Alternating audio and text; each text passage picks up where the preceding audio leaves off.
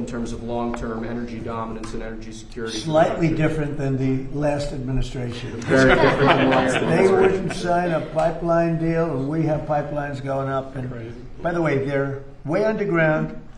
They're not a problem. Nobody even knows they're there. It's so crazy, but they wouldn't approve anything having to do with the pipeline, and they're great. As opposed to trucking it or training it, they're great. Much safer. Right. A lot of jobs, too. A lot of jobs. Okay, very good. Next. This is an executive order on federal contracting, sir. Many federal contracts currently operate on a cost-plus basis. This provides oftentimes weird incentives for contractors, leads to cost overruns, costs the federal government a lot of money. What this executive order does is it establishes a fixed price contract as the default in most federal contracts.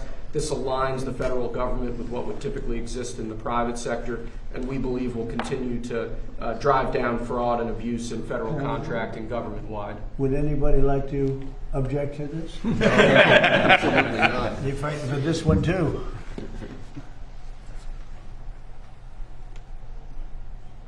Okay, thank you. Next. You previously announced that we were withdrawing Casey Means as the Surgeon General, sir, and appointing Dr. Safir, or nominating Dr. Safir in her place. Yeah. That on the left is the withdrawal, which will later be transmitted to the Senate. Okay. And on the right is the new nomination form for our new Surgeon General nominee. Nicole Sapphire, she's with Fox, was with Fox. Isn't with Fox anymore, Peter? But she's great. She'll be the Surgeon General. Well said. I believe she's with Memorial Sloan Kettering in New Jersey, sir, and she's an outstanding doctor. She is.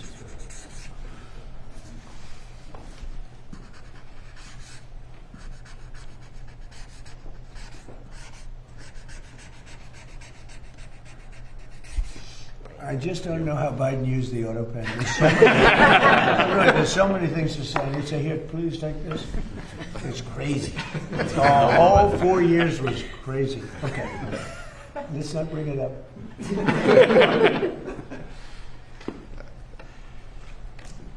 She's going to be great.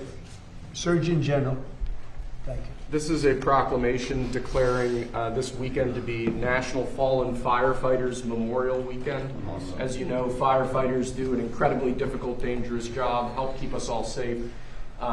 This is a proclamation honoring their sacrifice and remembering those who have fallen. So Great. Everybody likes that? You bet. Okay.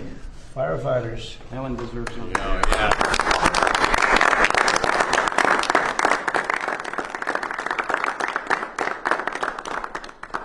Okay. Lastly, sir, this is another proclamation. Your administration, particularly the First Lady, have made foster and adoptive care major priorities. This is a proclamation declaring National Foster Care Month, honoring those who have participated in foster programs, who have helped raise foster children, Right. and speaking about the many things that your administration, including the First Lady's office, have done on that set of issues. Yeah, it's been a big thing for the First Lady, so this is in honor of our First Lady. Well said.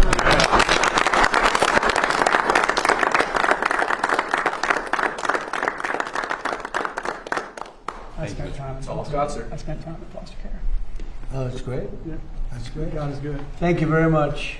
Thank you, Mr. President. So do you have any questions? Maybe we discuss the first signing first.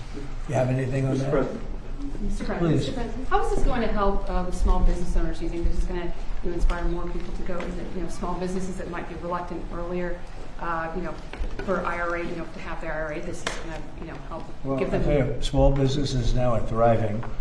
And as you know, more people are working right now than at any time in the history of our country. We're doing great. And there's more investment being made in the United States than any country at any time in history. And a lot of that's AI, and a lot of that's maybe in a certain way, maybe more importantly, auto plants are all coming back to our country. They're coming back from different countries where they left us, for Germany, as you know, Japan, and South Korea, and Canada, Mexico. And they're all coming back at levels that nobody's ever seen before. And tariffs did it. I did it. Maybe the election did it, but tariffs did it. and if they build here, they don't have to pay tariffs. We have Germany is giving a lot of companies are coming in from Germany, from Japan. Japan just announced $10 billion more plants going to be built between Toyota and Honda and all the different companies they're pouring into our country. In South Korea, Canada, they're coming in. I don't know what they're doing, but I can tell you they're coming in tremendously from Canada. There's no reason they don't want to pay the tariff, and because of that, they're investing at levels never seen before. We will, for 30 years we virtually didn't build an auto plant in this country, and now we're doing more than we've ever done. So I'm very proud of that.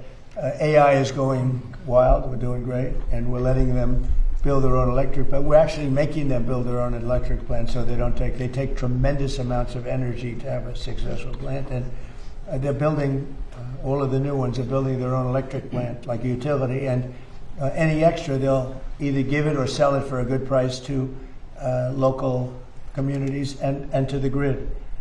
So it's going to be fantastic. But we have tremendous amounts of factories being built in our country now, more than we've ever had at any time ever before.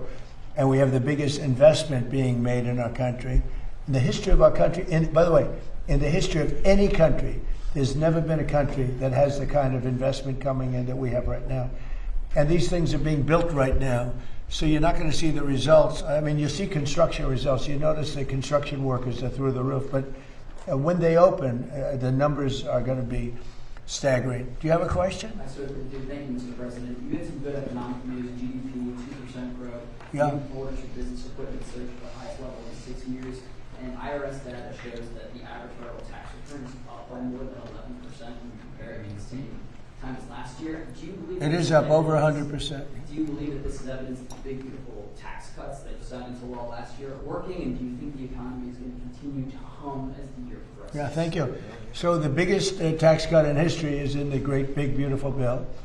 And I think, I see it. I actually see it reported where people are shocked at how much money they're making. They can't believe the refunds that they're making.